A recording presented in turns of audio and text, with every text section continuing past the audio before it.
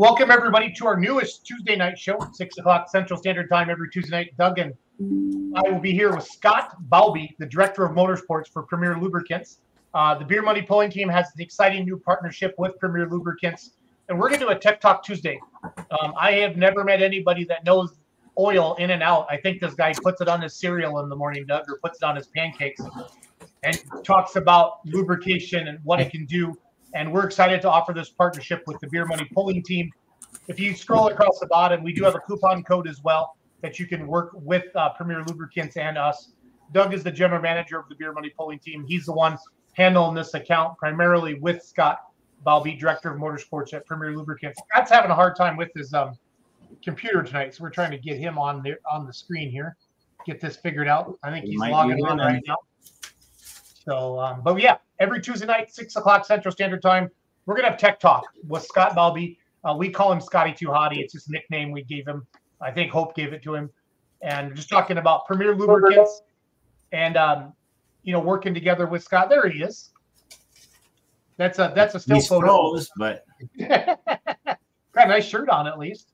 So, Doug, I mean, we're going to be handling some Sunoco products and different things like that, right? Correct. Yeah. Yep. So, Sunoco products, racing, and full line of core products, which would be your day shift stuff. I call it, like your farm, your commercial truck fleets, industrial, all that. So we carry, it's a one-stop shop, so to speak. And then we have the Champion brand still. That's going strong. That's a full lubricant line too. That's, the racing products along with their core products too, including aerosols, starting fluids and brake cleaners, all that. So, and of course, Grizzly coolers and drinkware. And then we have our G-Tech cleaning solutions and degreasers. So we have a pretty good wardrobe of products for about anything you could, need or use it for. Scott, tell me when you want me to put the, I got those nice, I can bring the website up right now. I'll put up the screen, or I can put up some of your flyers.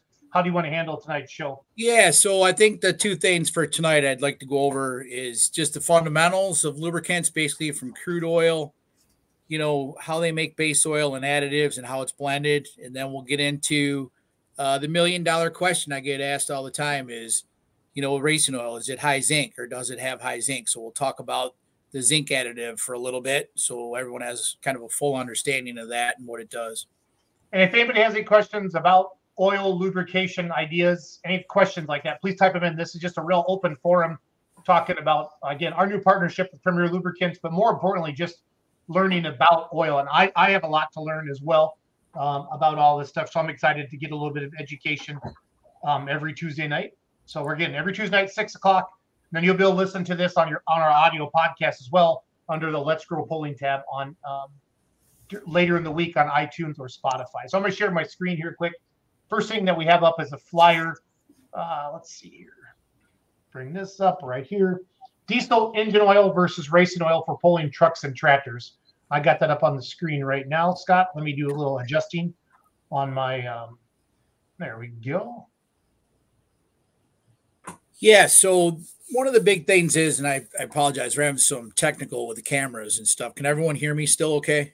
Yeah, you have a face for radio anyway, Bobby. Don't feel bad. Yeah, so I apologize. I'm up in New York State right now. I made the trip up here, so I do apologize. But so one of the things, we'll go over this real quick, and then we'll go back over and talk about the crude on that. But one thing that comes up all the time is with diesel truck and tractors, a lot of pullers use a racing oil. So they'll use a synthetic blend most of the time or conventional mineral base. So when we say that, that's typically a SAE 50 or 60, typically are two, most common flavors. So, or a nitro 50, nitro 60, a lot of the competitors name it. So, but one of the things that's important is we have a high performance 1540, but when you get into the big bearing clearances and some of the bigger clearances, you lose oil pressure. So teams jump up and they use a racing oil. So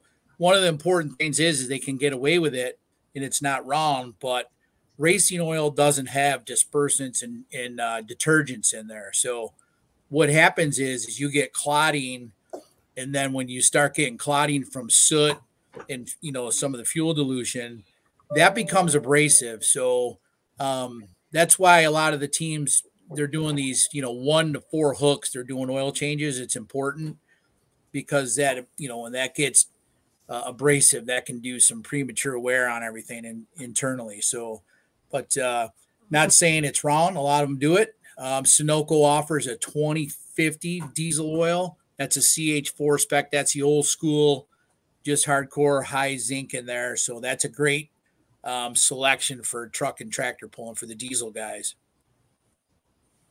Now, if you go to the drum, I think there's a drum of crude, Jason, one of the first slides. Give me 1 second, Scott. Keep talking while I find that. I had your one things queued up there. So Scotty, let's give a little history on Sunoco.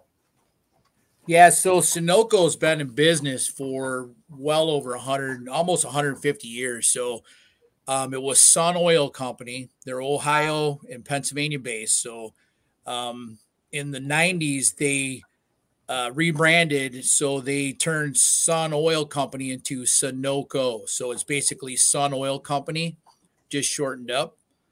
And they've been in and out of racing oils, high performance oils, back and forth for many years. So one that most people would recognize is Cam 2. They sold Cam 2 off back in 1984. And that was a whole different manufacturer. So it's not affiliated with Sunoco whatsoever. So Sunoco reintroduced the racing oil or racing and performance lubricants this May in Las Vegas at the dealer shows. So they just got back into the game this year, but they've always had their diesel oils, industrial oils, specialty oils. They never stopped doing those. So, and they're pretty predominant overseas. A lot of Sunoco goes to a lot of countries around the world, including the Caribbean. Scott, I have that crude oil products slide up on the screen right now. Yeah. So what's important here is, a lot of people, you hear about crude oil and on the news and a drum of crude and, gasoline's going up, it's going down, it's going all over the place. So a lot of people may or may not know, but a true drum of crude oil is 42 gallons. And then this is kind of a unique little illustration graph. Only a half gallon or 0.5 gallons out of that drum of crude is for finished lubricants. So that's engine oil, specialty oils, industrial oils. So the majority of it goes for gasoline. As you can see, the brown part of that drum goes for gasoline. So a lot of people associate a drum as 55 gallons, but a true drum of crude oil is 42 gallons. And that pie chart, so to speak, top of the drum breaks down, what components come out of that. So like your home heating oil, your diesel oils. It says Coke. It's got Coke in there. Yeah, Coca-Cola. Yeah, no, a lot of people think that it's just a byproduct they use for chemistry and stuff. And then the Coke is used for steel production, correct? Yeah, they use it in a lot of industrial applications. So, but the one, and I can't read that, it's small print, but I think it's above the finished lubricants or lubricants, petroleum feedstock. That's basically additives. They use, some of that crude in they create additives or manufacture additives. So a lot of recycled base oil or oils, I should say, not base oil, but recycled oils are used to make additives for oil. So that's kind of interesting. But I think the next slide, Jason, is the truck, the base oil. So one thing that comes up all the time is we get asked about additives, but no one ever asks about base oils. So if you think about a quarter oil, 80% of that or more is base oil, and the rest is additives. So anywhere from 20 to 10% or less are additives. So, but there are 3 groups of base oil that are mineral. So on your mineral bases, there's group 1, there's group 2, and there's group 3. So if you think of a good vodka or whiskey, it's the same thing. They pull this oil out of the ground. It's crude. It goes into a distillation tower. And at the top of the tower, they start doing the process. Your group 1 base oils are at the top. They do more distillation or hydrocracking processes. and then they get better or more refined as you go down. So a group 2 is better than 1, and a group 3 is better than 2. But they all have their place in the world of lubricants. So group 1s are great in today's world for process oils, for metalworking, cutting oil, honing oil, all that stuff. So, and then your full synthetic groups are 4 and 5. And those are like the PAOs you hear, or PAG. Your group 5s are PAG or PAG, which are your high-end diester, like compressor oils and stuff like that. But your engine oils are typically, if it's synthetic blend, they're either a group 1, group 2, or group 3 blended with a group 4. And the picture kind of illustrates that. If it's a conventional mineral oil, it's just exactly that. It's just group 1 or group 2 or group 3. There's no synthetics added to it. And then the full synthetic. So the group 3 base oils of today are so good and such high technology that a lot of them are being labeled as full synthetic, especially on the industrial side. They're that good. So, Scotty, explain. Now, I was dumb enough to think a synthetic oil is not plastic like people think. It's not a synthetic. It truly is oil. It's just in a different form. Correct? Yeah, they use some oil in it for sure, and it's definitely man-made, which that's the most important, I guess, line you want to do. It's man-made. We'll get to a little bit more on that in a few slides down. Okay. And it's mostly about molecules and the structure of molecules. But anyway, so you get your base oils, and then you blend them with the additives, and that gets you your finished products that come in drums, pails, totes, bulk, whatever. So, but any questions or good on that? No, we'll holler if anybody puts anything up. You want me to go to the next slide, Scott? Yeah, next slide, if you don't mind. So this is a representation of the physical properties of a base oil. So when you hear people say that, there's definitely differences between oil, and a lot of people say oil is oil, but it's not. Like I said, in a quart of oil, 80+% of that is base stock.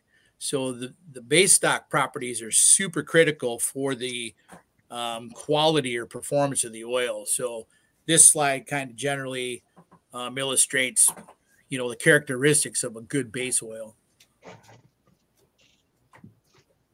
All right. And then this kind of highlights what I just said, in a drum. So you have your base oil and additives. It's 70 to 85% of base oil, and then 22% additives. And then typically there's 5% of VI or viscosity index improvers, which make up the oil. So it doesn't matter what brand you use, as long as you start with a quality base oil, you're going to have, like I tell people, if you have good components and you make a chocolate chip cookie with good components or ingredients, you're going to have a good finished product or an excellent finished product. This just illustrates viscosity. Viscosity is the number one indicator of an oil. Basically, it's, they do testing temperature over time. The W in a dual grade oil, a lot of people represent that as weight, or they identify it as weight. That's simply not true. That is actually winter. So that W stands for winter, or cold cranking temperature rating. So when they test oil, it's, they'll do the first number is the cold test or cold cranking. They'll do that at, I believe it's 22 degrees Fahrenheit below zero.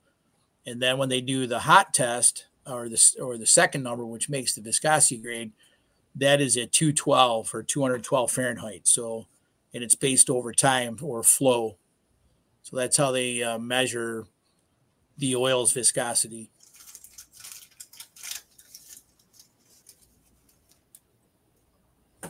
This just represents the functions of engine oil. I think the key things here, the most important thing is they lubricate, they cool, and they seal. Seal's kind of important because the seal portion of that, what it does or oil does, is for your piston rings. So the better that you have, sealed, obviously, less fuel dilution, things of that nature, or horsepower gains or losses based on that as well. So this slide represents the synthetic versus mineral base oil.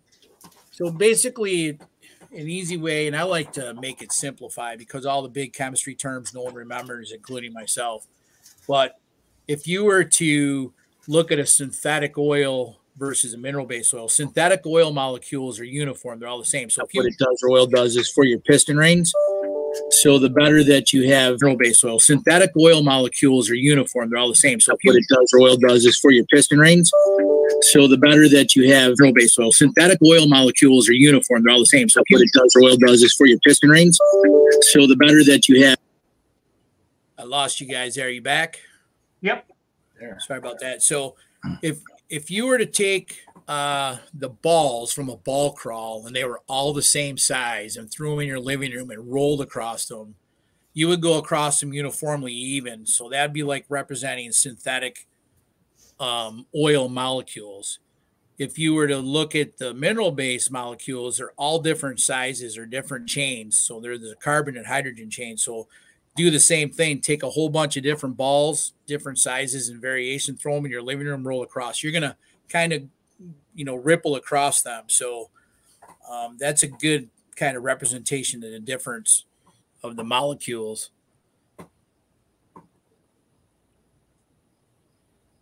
That was just the second part of the slide there, Scott. Synthetic advantages.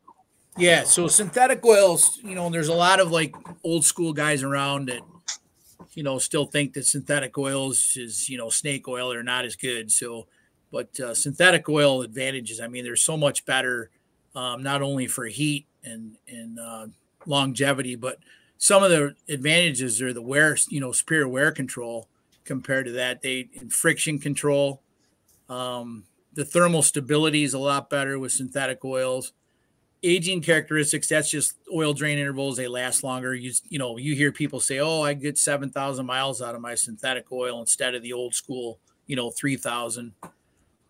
Film strength, and that's basically because it doesn't break down. Heat is the biggest killer of oil. Higher viscosity indexes. So that's basically from cold to hot. It's a longer window compared to mineral oil.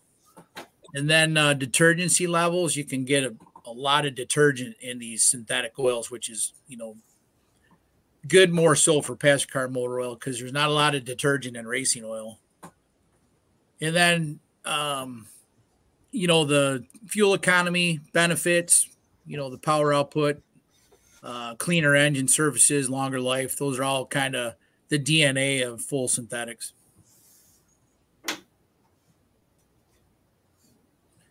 These are the additives in passenger car motor oil. It's just kind of a reference what's in there. I mean, there's a ton of stuff in them now. I mean, the basic stuff, antioxidants, detergents, pour point dispersants, friction modifiers. You got foam inhibitors, rust and corrosion inhibitors, dispersants, and then your viscosity index. But that's pretty much the makeup of an engine oil, not so much racing oil. Racing oil, you probably take half those additives out of there because the big difference is you don't need it. You're changing it, after a night or two or, 2, 3, 4 weeks, depending on what you're doing. But there's quite a few additives in today's oil. And if you notice too, up in the barrel on that one there, most of the oils today are group 2, or what you'll hear is a group 2 plus. So a group 2 plus is they take group 2 and group 3 and mix together. And then if it's a semi-synthetic, they mix it with group 4. So they're making these group 3s so good that they like to put a little bit in with the 2s to make them superior.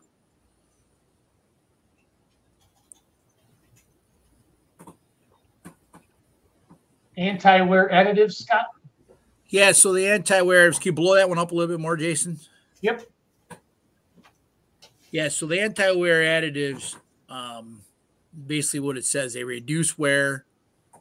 They form a chemical kind of surface too. And then a lot of the additives don't kick in, until there's a higher temperature, and or they come under load, then they get activated. So, but the oil still, so a lot of question comes in with the viscosity, like, oh, it doesn't flow. Well, the additives will kick in at different temperatures, but the base oil still, the oil itself, I should say, still has to flow at what it's rated for. So, and then if on the bottom there, you can see the typical additives in that. It's your zinc, your phosphorus, boron, calcium, moly, sulfur. And a lot of people question the Sunoco oils have a very high sulfur content, parts per million. So sulfur is actually a great anti-wear additive. You see sulfur like in cutting oil, and when it gets to a certain temperature, it really activates and forms that film or actually a boundary. So Sunoco's recipe, if people look at the product data sheets, they'll notice that some of their racing oils has really high parts per million of sulfur, along with zinc. And that's pretty much across the board a zinc or ZDDP package, which is kind of reference nickname zinc, is basically has those elements in there some level. They're different per brand. Let's see here. Where was I? Right there? Yeah. Nope, I was not there.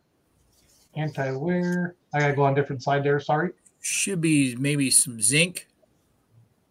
Yep, there. Zinc is a polar molecule. That one. Yeah. So zinc's an interesting element. So zinc's an anti-wear element that we all kind of know from hydraulic oil. There's AW 46, 32, whatever. So it's referenced that. But what a lot of people, want like high zinc or add zinc, or, they want to put zinc additives in. So if you have a good premium quality or high quality racing oil, you shouldn't have to put spiker, zinc or additives in there. What happens is the chemistry gets off, and if you're not doing lab analysis, if you have too much zinc in engine oil or motor oil, it could do detrimental. It could do reverse. It could wear out metal parts more than what it's doing. So zinc is very polar. So what that means, it attracts to metal surfaces. So when you have the other chemicals in there, they're all fighting for that real estate, that metal surface. So that's why you can't have a lot of, detergents in racing oil, because detergents will do exactly like washing your clothes. It'll actually wash that zinc away and fight for that, that metal or that real estate. So, but, and there's no common thing. It's just like a chocolate chip cookie I reference all the time. You go down to the grocery store, there's 100 chocolate chip cookies, and like all of our grandma's recipes, they're all different, but it's still a chocolate chip cookie. But there's a little bit of this, a little less of that. It's still some of the similar ingredients, but there's different qualities, and different measurements for it. And that's what makes up, basically the recipe or chemistry. Then there's another slide down here, Scott. Zinc versus detergent. Yep. So detergent and dispersant additives in current motor oils are key to keep it clean. So what they call PCMOs, or passenger car motor oils. So it's zinc in oils for current cars is detrimental to catalytic converters, or, basically the emissions of the cars. So that's why they have taken and lowered the zinc out of the oil. Plus there's all these other goodies that keep the oil clean and, last longer for today. But so basically, to backtrack on what I said in the last slide a minute ago is, the zinc is fighting for that metal surface, and detergent is trying to wipe that away. So in racing oils, it's not, you don't want that. So that's why there's nil or very little detergents in racing oil. So. And then we have balance of zinc versus detergent, Scott. Yeah. So today's engine oils, that left slide or left picture there, API is American Petroleum Institute, and the ILSAC is the International That's the European spec, basically the same as American. But so you can see where the zinc is lowered in content in the pie chart and detergent is increased. And then on purpose-built motor oils, which is racing oil, high performance oils, classic muscle oil, stuff like that, karting oil, you can see it kind of portrays that the high zinc and less detergents are in those oils. Gotcha. All right, our next slide was that the anti-wears? I got through all those. Yep. Then we have, let's see here. So I got today's oil versus purpose-built motor oils. That's a slide, Scott. Yeah, blow that up for me. Yep. Yeah, so this just highlights, I'm trying to read that small print. Can you blow it up one more time, Jason? Oh, yeah, this basically just highlights the concern over the lower levels of zinc and phosphorus contents in today's multi-viscosity oil. So they're basically referring to the lowered zinc and phosphorus for passenger car motor oils. And they're still available in like your stores or, like Premier Lubricants or AutoZone. You see a lot of that, but,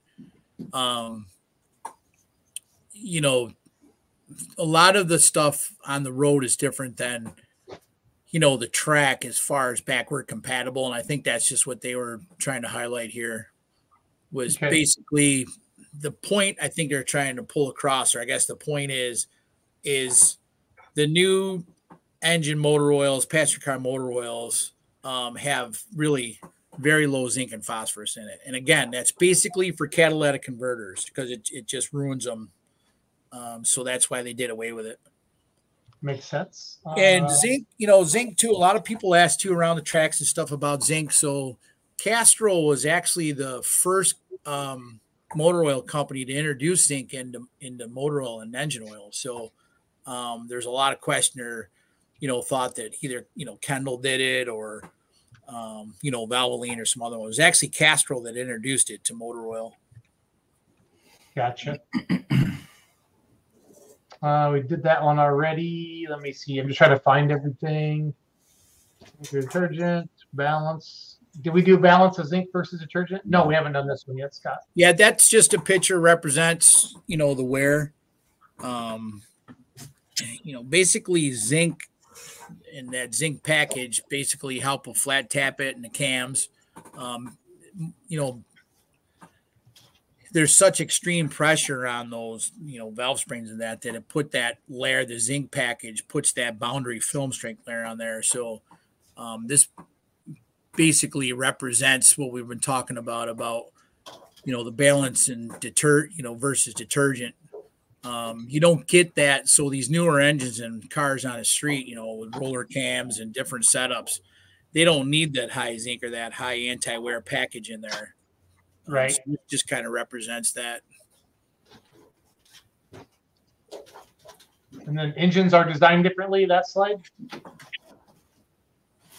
Yeah, and that's just, kind of same deal. Like today's engines need less anti-wear, additives. They have a lot of overhead cams. There's no flat tappets or push rods. More need for detergents with the fuels, extended drain intervals, increased detergent and, acid neutralizers. The modern engines are built to modern oil specs and cleaner emissions. And that's what it's all about. Even on the diesel side, they're just trying to always go after the new regulations to clean up, so the oil is always improving and, running cleaner, so to speak.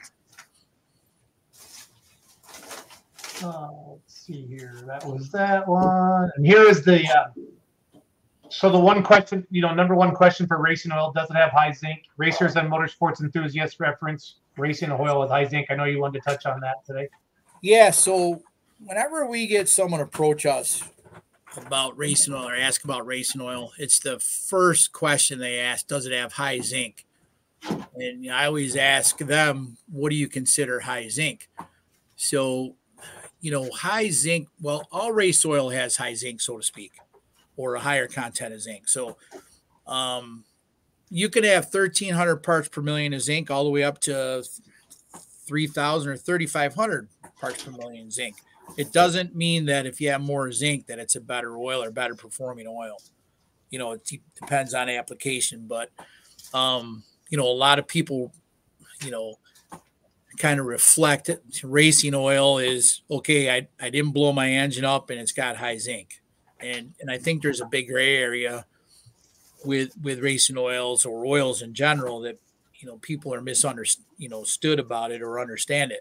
That's why a lot of times you always hear people, well, my grandpa used it or my dad used it, generations. And, if you go from something that's pretty good and then you move up and something's better, that becomes the new norm. But there's always something out there that can be better, depending on application. But then we scroll down a little bit. Scott, we talked about, it's got a bunch of different things in here. There's street oil versus racing oil. Yeah, I'm going to blow it up so I can read that. I highlighted a bunch of stuff.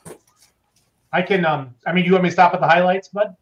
Yeah, I'm going to pull it up on my computer because my camera's not, and I'm going to look at it so I can read it. Yep. Again, thank you for joining us. This is our first ever Tech Talk Tuesday. We're going to do this every 6 o'clock Central Standard Time with Scott Balby, Director of Motorsports with Premier Lubricants, part of Sunoco Racing Oil. They have a partnership with the Beer Money Pulling Team. If you're interested in talking to more about this with us, please get a hold of Doug Borth, the General Manager of the Beer Money Pulling Team. Or you can go right to our website and order it and save 15%. Use coupon code BMPT.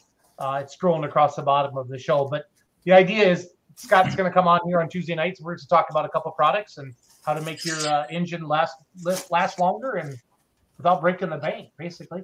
So, and send us messages on topics maybe that you would want to hear about. So Mr. Pulltown Nuts, one of our followers, says, "Good evening, guys. Here's a question. Is it good or bad to use full synthetic oil in a generator? I've heard different answers, so clarity would help. Thanks."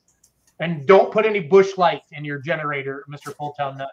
We know how much you love your Busch. This is William Lumberg, by the way. He is a super fan of Bowling Green, and he's a camper. And I think the most Busch Light introduced himself to us at Bowling Green. Yeah, nope. You can absolutely use a full synthetic in the generator. So, why would he hear something like that? You think, Scott? Well, I think there's still a lot of old school mindset out there in the field that synthetic oil is not as good as what they portray it to be. Or so let me just explain a little bit. So when the synthetics hit the market back in the early 70s, late 60s, 70s, they didn't have the technology. So a quart of oil, a mineral-based quart of oil is say $1, for example, and then they introduced full synthetics to the market that were $4 a quart. Well, then they had all these problems. They had, oil leakage.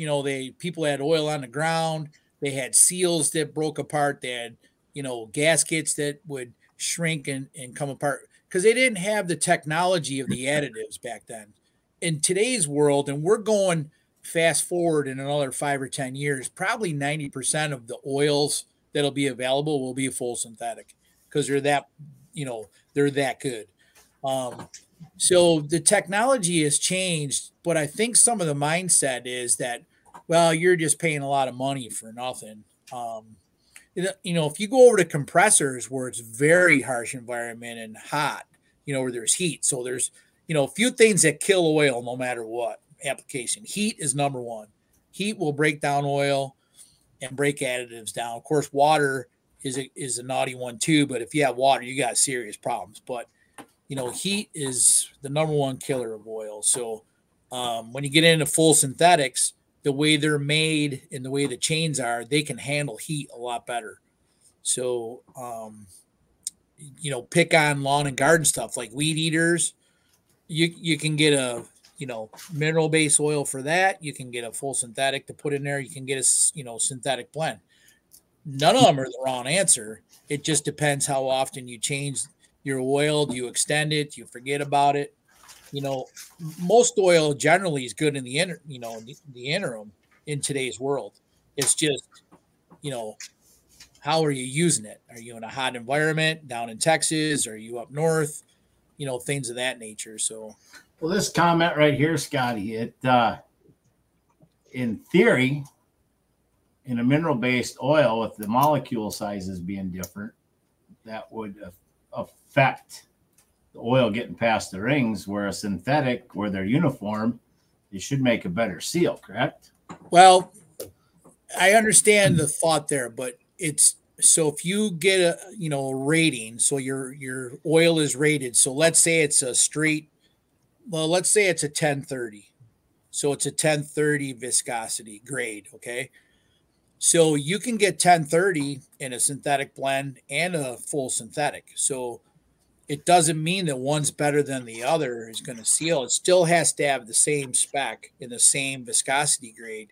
It's just the molecule structures make that oil, last longer over, with temperature and things, shearing. If, that's going to get beat up and the molecules are get pounding around, the tighter the molecules are, the better that oil is going to perform in different ranges from cold to hot or heat, and it's going to last longer. So that's the big thing. When you get the molecules in like the synthetic blend, they're all different sizes, they start getting bounced around or broken up and everything.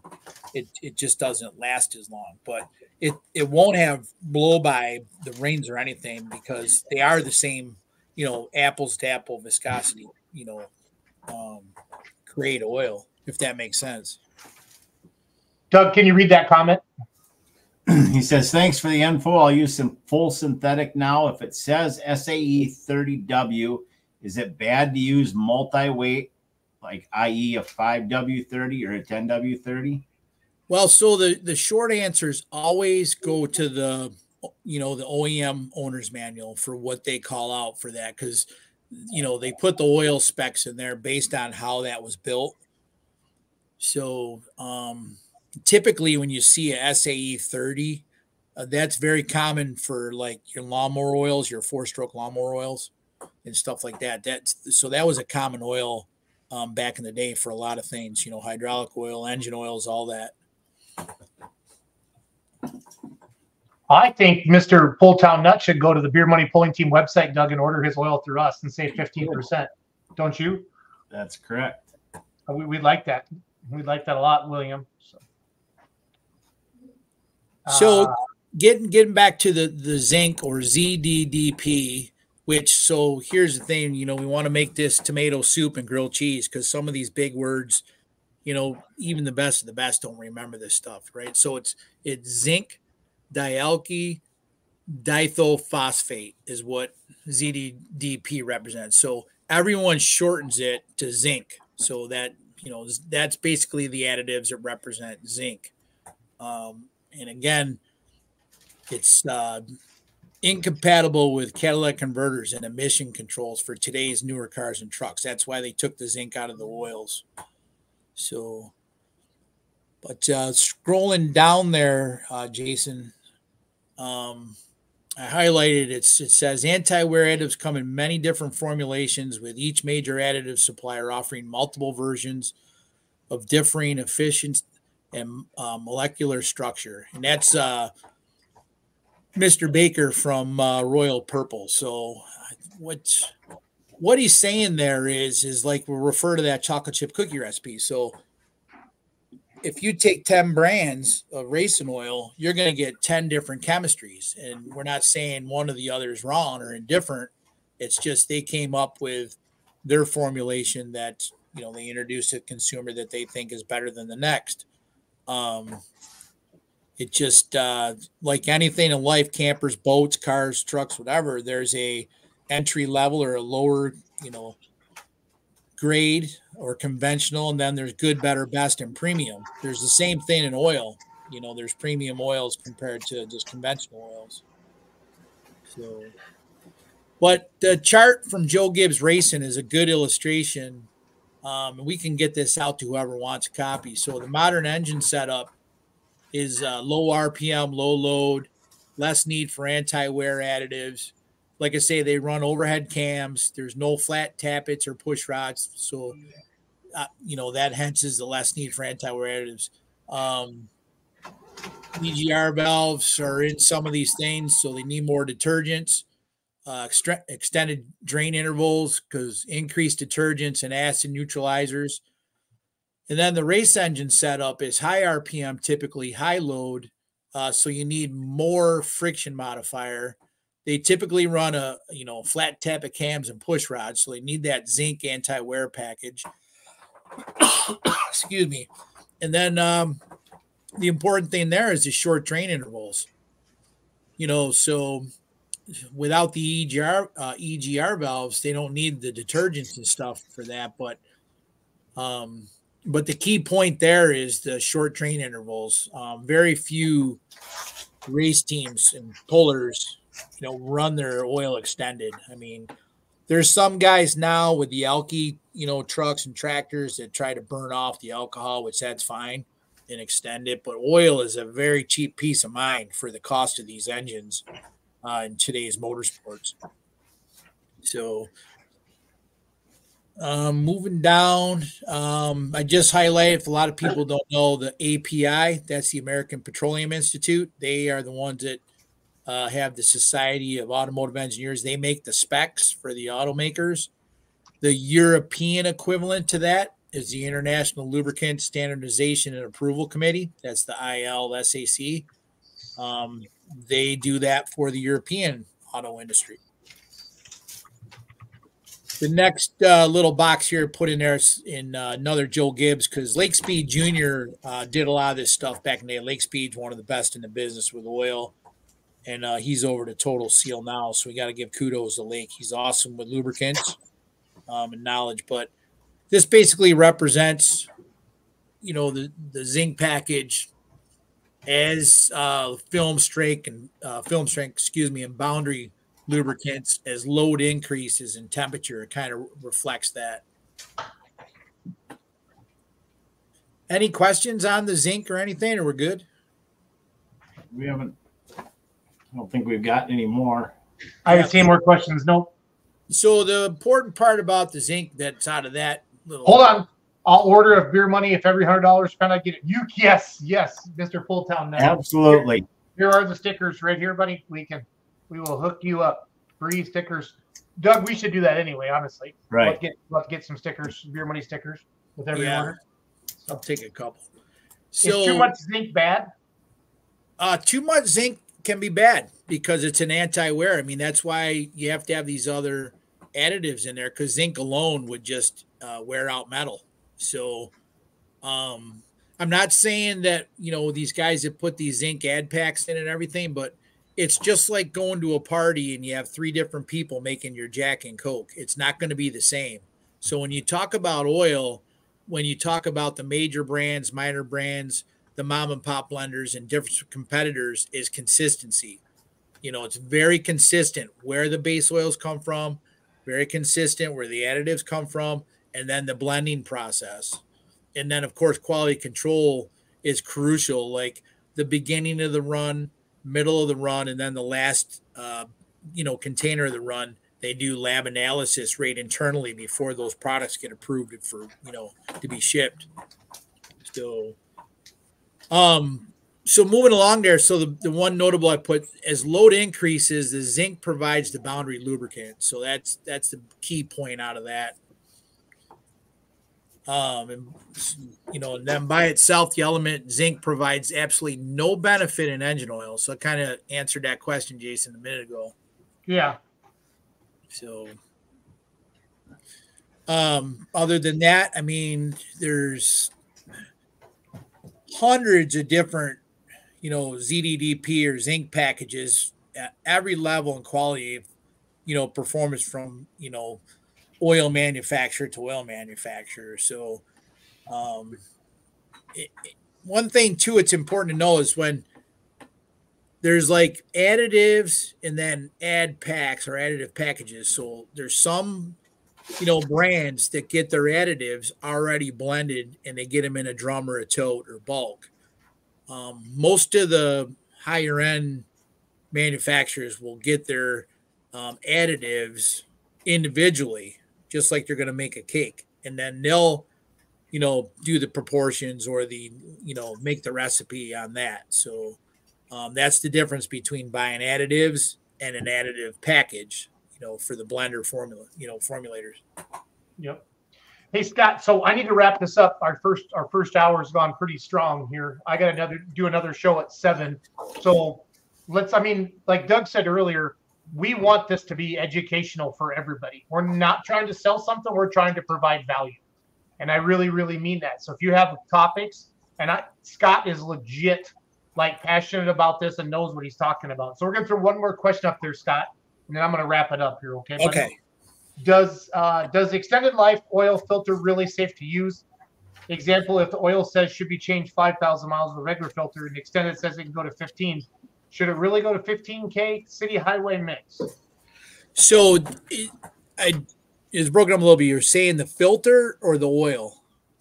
Filter. Is he referring to a big truck? I know that's a thing on road trucks. You know, like semis, they'll do extended or put a secondary bypass filter on, you know, where they only change that filter out and leave the oil go for 40,000 miles or whatnot. Yeah, so it depends the application. So like if it's a diesel and we need to know a little bit more information, but so if you have dump trucks or garbage truck school buses that are doing short runs, you know, in the cities or stop and go, sit and idle. So in diesel, idle kills diesel engine oil. It's the number one thing that'll kill diesel engine oil.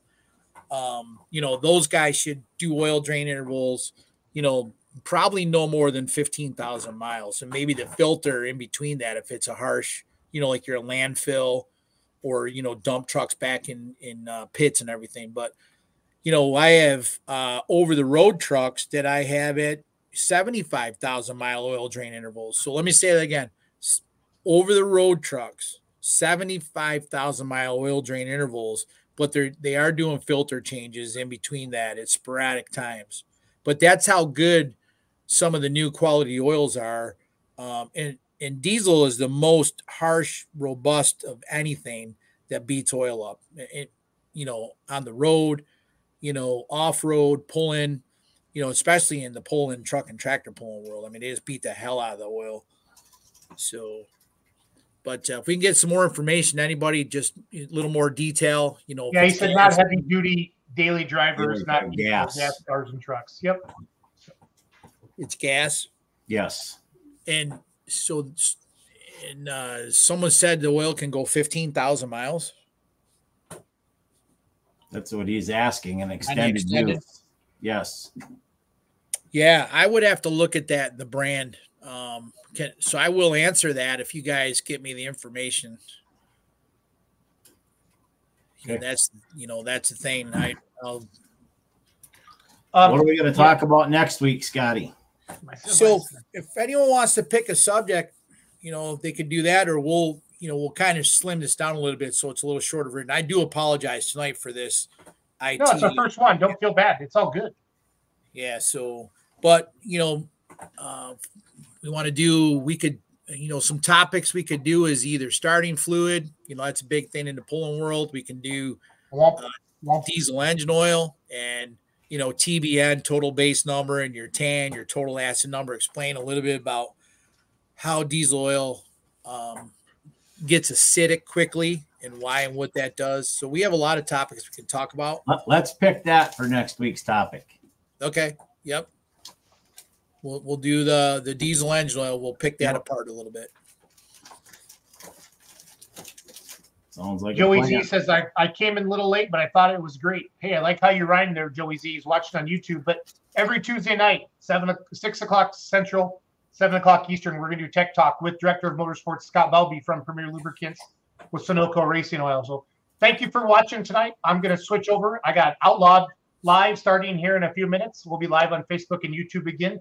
Doug, thank you for your time. Scott, thank you for your time. You guys have a good night. See everybody next week.